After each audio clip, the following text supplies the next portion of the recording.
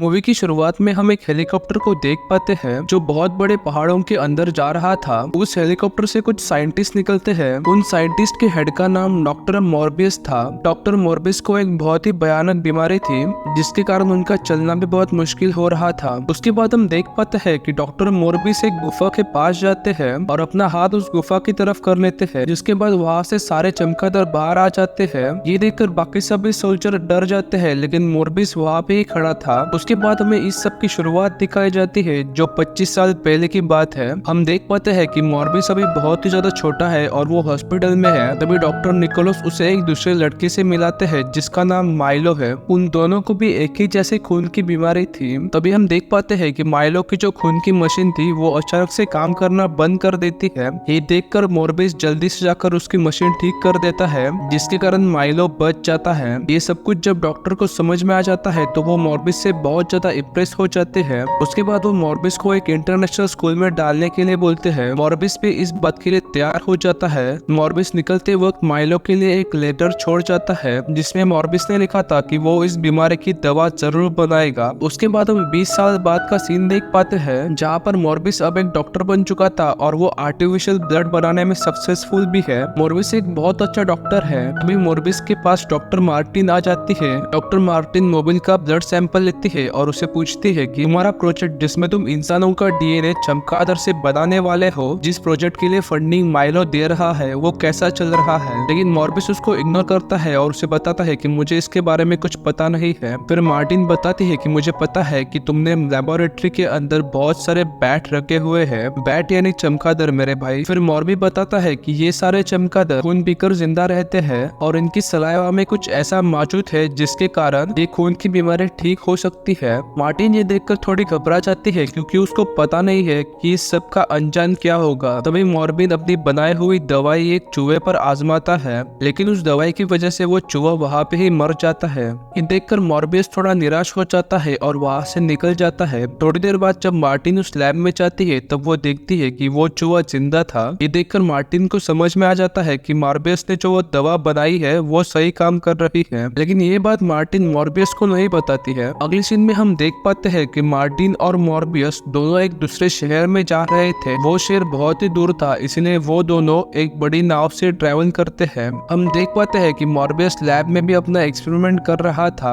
Experiment करते वक्त वो बहुत ही ज्यादा एडवांस सीरम बना लेता है। उसके बाद मार्टिन वो सीरम मॉर्बियस के बॉडी के अंदर इंजेक्ट कर देती है। थोड़ी देर बाद मॉर्बियस की पूरी बॉडी कांपने लगती है। उसके बाद मार्टिन उसको चेयर से बांध देती है। थोड़ी देर बाद शिप का कैप्टन उनके रूम में आ जाता है क्योंकि उनके रूम से बहुत ज्यादा आवाज आ रही थी, लेकिन तब तक मॉर्बियस वहाँ से भाग चुका था। उसके बाद मार्टिन और वो शिप का कैप्टन मॉर्बियस को ढूंढने के लिए जाते हैं। वो ये देखकर हैरान हो चुके थे कि मॉर्बियस शिप के छत पर उल्टा लटका हुआ था। उसके बाद एक शिप का गार्ड उसे मारने के लिए जाता है, लेकिन मॉर्बियस उसके ऊपर कूदकर उसे मार लेता है। तभी शिप का अलार्म चालू हो जाता है जिसके कारण मॉर्बियस को बहुत ज्यादा दर्द होने लगता है। बहुत सारे सिक्योरिटी गार्ड मॉर्बियस को मारने के लिए उसकी तरफ जाने लगते हैं, लेकिन हम देख पाते हैं कि मॉर्बियस उनके बीच की ग्लास तोड़ देता है और उसके बाद वो एक वैम्पायर की तरह सबको मारने लगा है। वो सारी गोलियों को डॉज करता है और सभी गार्ड्स को जल्द से जल्द खत्म करता है। तभी कुछ गार्ड वहाँ से भाग जाते हैं और शिप का मेन दरवाजा बंद कर लेते हैं, लेकिन मॉर्बियस अब बहुत ज्यादा ताकतवर हो चुका था और वो शिप का दरवाजा तोड़कर अंदर घुस जाता है। उसके बाद हम देख पाते हैं कि मॉर्बियस बहुत ज्यादा खोखा हो जाता है और एक के बाद एक सभी गार्ड्स को मार डालता है। जब सभी गार्ड्स मर जाते हैं तब वो अचानक से फिर से इंसान बन जाता है। जब वो आईने में अपने आप को ध्यान से देखता है तो उसे पता चल जाता है कि उसकी बीमारी अब ठीक हो चुकी है। उसके बाद वो सिक्योरिटी कैमरा देखता है जिसके बाद उसे पता चल जाता है कि उसने बहुत लोगों को मार डाला है। उसके बाद मॉर्बियस अपने दवाई का फॉर्मूला लेकर वहाँ से चला जाता है। अगली सुबह 2 FBI एजेंट आकर वहाँ की सारी जानकारी इकट्ठा करते हैं, लेकिन मॉर्बियस ने पहले ही सारे सबूत मिटाए हुए थे।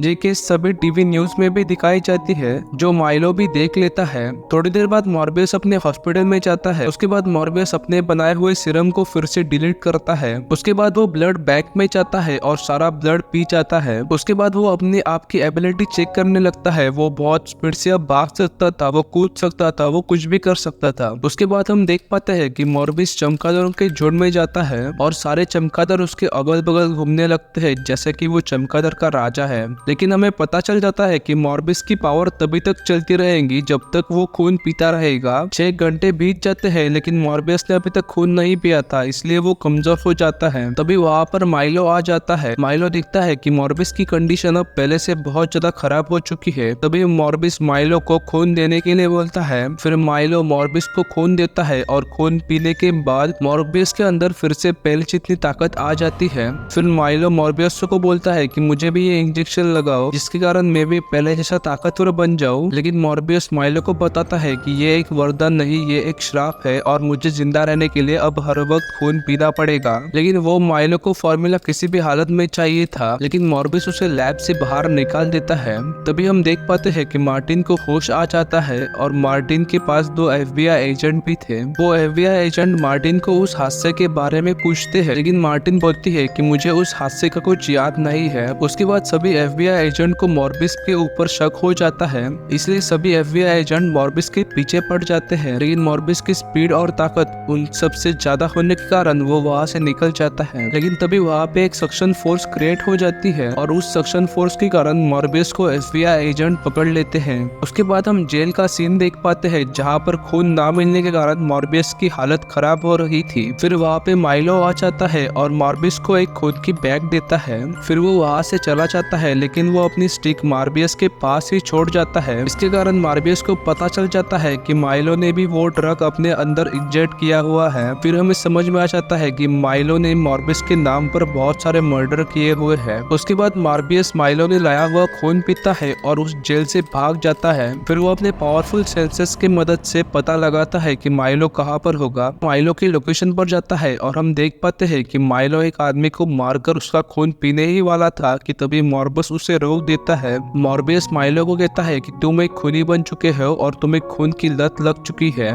उसके बाद माइलो मॉर्बियस को पीछे ढकेलता है और उन दोनों की लड़ाई शुरू हो जाती है। वो दोनों एक दूसरे को टकराते टकराते बहुत बार बहुत ज्यादा इंटेंस बैटल करते हैं। तो वहाँ पर पुलिस आ जाती है और उन दोनों को हैंड्सअप करने के लिए कहती है, लेकिन माइलो उन सभी पुलिस ऑफिसर को कुछ सेकेंड में ही मार डालता है। माइलो मॉर्बियस से बहुत ज्यादा ताकतवर था, इसलिए माइलो मॉर्बियस को मारने के लिए जाता है, लेकिन मॉर्बियस वहाँ से भाग जाता है। उसके बाद हम मार्टिन को देख पाते हैं जो एक बस से ट्रैवल कर रही थी। तभी वो न्यूज़पेपर में देखती है कि मॉर्बियो एक वांटेड आदमी बन चुका है। अचानक वो पीछे मुड़ती है और वो देखती है कि मॉर्बियस उसके पीछे ही बैठा हुआ था। फिर मॉर्बियस मार्टिन को यकीन दिलाता है कि वो एक अच्छा आदमी है और उसके एटीट्यूड की मदद से वो अभी तक जिंदा है। मार्टिन भी ये बात समझ जाती है कि इसमें मॉर्बियस की कोई भी गलती नहीं थी, इसलिए अगली सुबह हम देख पाते हैं कि FBI वालों को वो वीडियो फुटेज मिल चुकी थी जिसमें उन्हें समझ में आ जाता है कि खून करने वाला मॉर्बियस नहीं है, वो तो माइलो है। निकोलस को भी ये बात पता चल जाती है और वो माइलो को बोलता है कि तुम ये सारे मर्डर बंद कर दो।